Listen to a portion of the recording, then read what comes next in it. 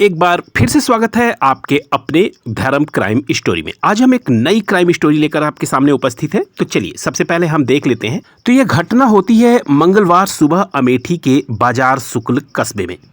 उस समय सनसनी फैल जाती है जब इंटर कॉलेज मार्ग पर एक पुलिया के पास झाड़ एक युवक की लाश पड़ी हुई मिलती है और उधर से आते जाते राहगीरों ने उसे देखा और पुलिस को सूचना दी। पुलिस जो है समय से मौके पर पहुंच जाती है और उस लाश की पहचान करती है और पहचान पे ये जाहिर होता है कि बाजार शुक्ल निवासी टेंट कारोबारी शरीफ के 23 वर्षीय बेटे शाहिद के रूप में होती है। मतलब कि वो लाश जो है शाहिद की रहती है और शव की हालत देखकर साफ पता था कि हत्या जो है बहुत ही बेरहमी और बेहद ही वहशियाना तरीके से की गई थी। सिर, चेहरे और गले पर गहरे वार के निशान थे। आसपास खून के धब्बे और घसीटे जाने के भी निशान मिले हैं। पोस्टमार्टम रिपोर्ट में सामने आया कि शाहिद के सिर, चेहरे और गले पर 7 गहरे घाव थे। धारदार हथियार से किए गए इन वारों से साफ था कि हमलावर उसे जिंदा नहीं छोड़ना चाहता। वार जो हुआ था वो बेहद नजदीक से किया गया था। गले पर गहरा कट और जानलेवा का निशान था। सिर पर बहुत ही गंभीर चोटें थीं जिसके कारण जो है अत्यधिक खून बहने के कारण उसकी मौत हो गई थी। ठीक है, और उस लाश को देख के ये साफ पता चल रहा था कि वह कोई आवेश में किया गया फैसला नहीं था। लाश को देखकर जो कहा जा रहा था कि यह कोई आवेश में किया गया हमला नहीं था, बल्कि पूरी तैयारी के साथ और योजना बनाकर शाहिद को मारा गया था। पुलिस ने जब शाहिद की कॉल डिटेल खंगाली तो आखिर कॉल एक परिचित नंबर की पाई गई। यह नंबर मवैया रहमतगढ़ निवासी सुहेल का था।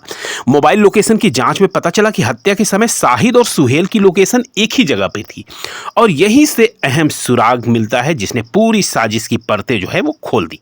और जांच करने पे जो मामला सामने आया उसमें हुआ ये कि 2021 में शाहिद और सुहेल की बहन के बीच प्रेम संबंध शुरू हुए थे। मामला परिवार के संज्ञान में आया तो दोनों मुंबई चले गए। कुछ समय बाद वे वापस लौटे और दोनों का निकाह कर दिया गया, लेकिन शादी ज्यादा समय तक नहीं चल सकी। आपसी मतभेद बढ़े, विवाद गहराए, अंततः दोनों का तलाक हो गया। यानी 2023 में युवती का दूसरा निकाह करा दिया गया और यहीं से कहानी जो है खतरनाक मोड़ ले लेती है। पुलिस के मुताबिक तलाक के बाद भी शाहिद अपनी पूर्व पत्नी से संपर्क करता रहा। वह दोबारा निकाह करने का दबाव बना रहा था। यानी आप कह सकते हैं कि एक बार उसका तलाक हो गया लेकिन उसके बाद से फिर वह उससे प्रेम करने लगा था। लेकिन युवती जो लड़की थी उसके परिवार वालों को यह बात जो है पसंद नहीं आई और खास करके उसके भाई सुहेल को यह बात बेहद खराब लगी और वह बहुत ही आक्रोशित था। उसका कहना था कि अगर तुमने उससे शादी की थी तो तुमने तलाक क्यों दिया। उसे लगा कि शाहिद उसकी बहन की नई जिंदगी में दखल दे रहा है। धीरे धीरे यह गुस्सा जो है उसका बदले में बदल गया। सुहेल ने शाहिद को समझाना भी चाहा कि यह सारी चीजें गलत हैं, लेकिन मुंह पर तो शाहिद कह देता था लेकिन बाद में उसकी हरकतें वही पहले जैसी ही थीं। बाद में सुहेल ने एक साजिश रची शाहिद को हटाने के लिए और उसने क्या किया कि शाहिद को फोन कर मिलने के लिए बुलाया। जगह चुनी गई गैस एजेंसी के पास सुनसान इलाका। पहले से 2 साथी मौजूद थे। एक तलवार की व्यवस्था की गई।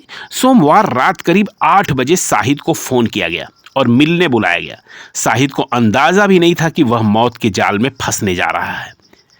जैसे ही शाहिद मौके पर पहुंचता है सुहेल और एक नाबालिग ने उसे पकड़ लिया। अभिषेक ने तलवार से लगातार वार किए। सिर, चेहरे और गले पर ताबड़तोड़ हमला किया गया। कुछ ही मिनटों में शाहिद खून से लथपथ होकर जमीन पर गिर पड़ा। हमलावरों ने यह सुनिश्चित किया कि वह जिंदा ना बचे।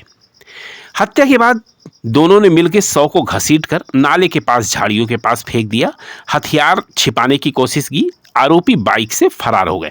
उन्हें लगा कि सुनसान जगह होने के कारण मामला दब जाएगा, लेकिन मोबाइल कॉल डिटेल उनकी सबसे बड़ी गलती साबित हुई। जांच में सामने आया कि अभिषेक जो सुहेल का साथी था, सब्जी की दुकान पे काम करता था। नाबालिग लड़का था जो हाई स्कूल का छात्र भी था। दोनों को मोबाइल और पैसे का लालच दिया गया था। यानी यह अपराध सिर्फ गुस्से में नहीं बल्कि योजनाबद्ध तरीके से और लालच और साजिश के साथ किया गया था। बुधवार सुबह तीनों आरोपी बाइक से भागने की फिराक में थे, लेकिन पुलिस को पहले से भनक लग चुकी थी। घेराबंदी कर दी गई और तीनों को गिरफ्तार कर लिया गया।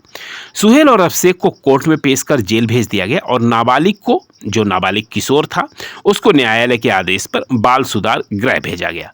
शाहिद के घर में मातम पसरा हुआ है। पिता शरीफ और अन्य परिजनों का रो रो कर बुरा हाल है। परिवार का कहना है अगर कोई समस्या थी तो बातचीत से हल हो सकती थी, हत्या ही क्यों की गई। पूरे कस्बे में शोक और गुस्से का माहौल माहौल है।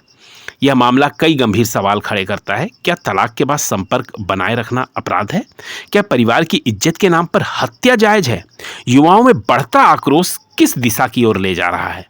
नाबालिग अपराध की ओर क्यों आकर्षित हो रहे हैं? क्या उन्हें भय नहीं होता कानून का? अगर हमने अपराध किया है तो हम पकड़े जाएंगे।